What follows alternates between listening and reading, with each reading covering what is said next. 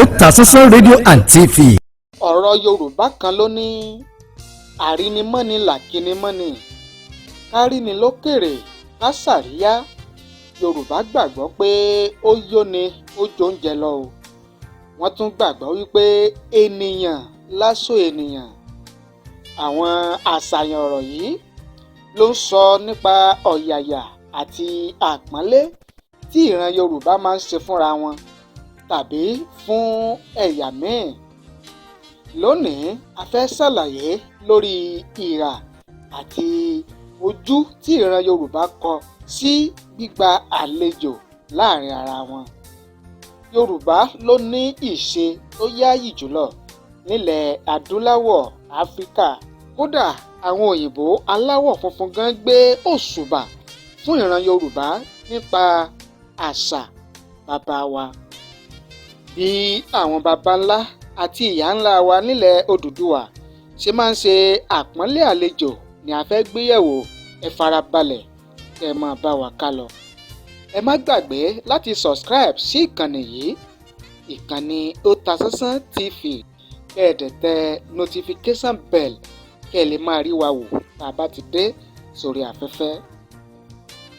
Nígbà ìwáṣẹ̀ táyé rojú tígbà ráàyè tí àlejò bá bá ọmọ Odùduwà nílé, tayọ̀tayọ̀ tẹ̀rín tọ̀yàyà làwọn baba ńlá wa fi máa ń gba àlejò láyé ọjọ́ sí. Omi àmù tó tutù dódó tàbí ẹmu la kọ́kọ́ máa ń bù fún àlejò kóró ń balẹ̀ ọkàn. Ká tó wí ká tó fọ̀, oúnjẹ ti déwájú àlejò ẹni. Tálejò bá wá ṣetán tó fẹ́ máa lọ, obì ni àwọn baba ńlá wa máa dìléwé fún un kóró mú lọ sílé.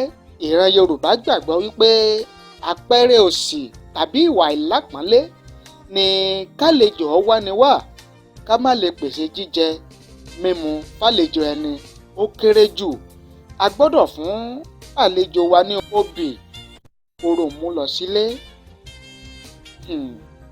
Ìran Yorùbá máa torí àpọ́nlé àlejò pa odidi adìẹ tá a ti ń sìn láti bí ọdún díẹ̀ sẹ́yìn kárọ̀n fi ṣàpọ́nlé àlejò ẹni.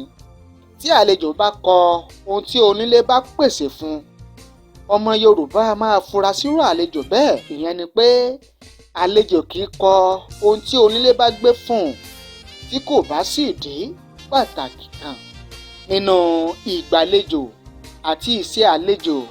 Àlejò kì í jẹ àjẹtóúnjẹ tí wọ́n bá gbé sí i níwájú nílẹ̀ Yorùbá. Bákan náà, onílé ní kọ́kọ́ mu nínú omi tàbí jẹ nínú oúnjẹ tí a bá gbé sí àlejò ẹni níwájú. Nílẹ̀ Yorùbá, nílẹ̀ Káàárọ̀ Oòjíire, onílé a máa káwọ́ pọ̀nyìn rojọ́ lọ́dọ̀ àwọn aláṣẹ ìlú.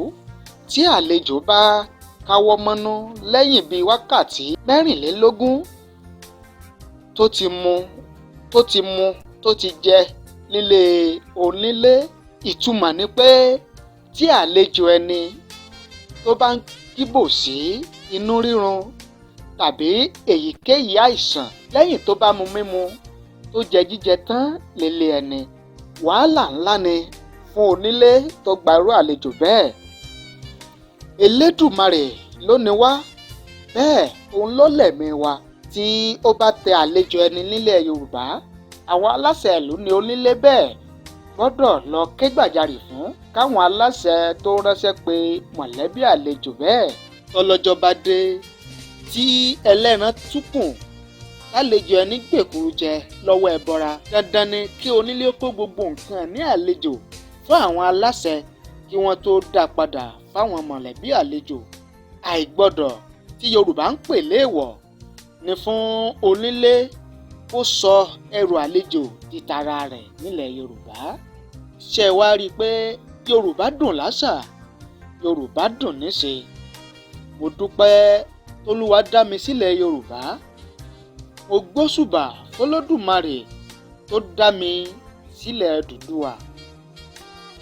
Yorùbá, Yorùbá, Yorùbá, Yorùbá dùn láṣà, Yorùbá dùn níṣe. Ẹ má gbàgbé láti subscribe sí ìkànnì yìí Otasansan TV lórí YouTube. kẹ́ ẹ dẹ̀ tẹ notification bell kẹ́ ẹ lè máa rí wa wò tá a bá ti dé sórí afẹ́fẹ́. ẹ ṣé bẹ́ẹ̀ ṣe ń wò wá, ẹ ṣé bẹ́ẹ̀ ṣe ń gbọ́ wa. Hello èmi ní. Má gbàgbé láti subscribe sórí Otasansan TV lórí YouTube.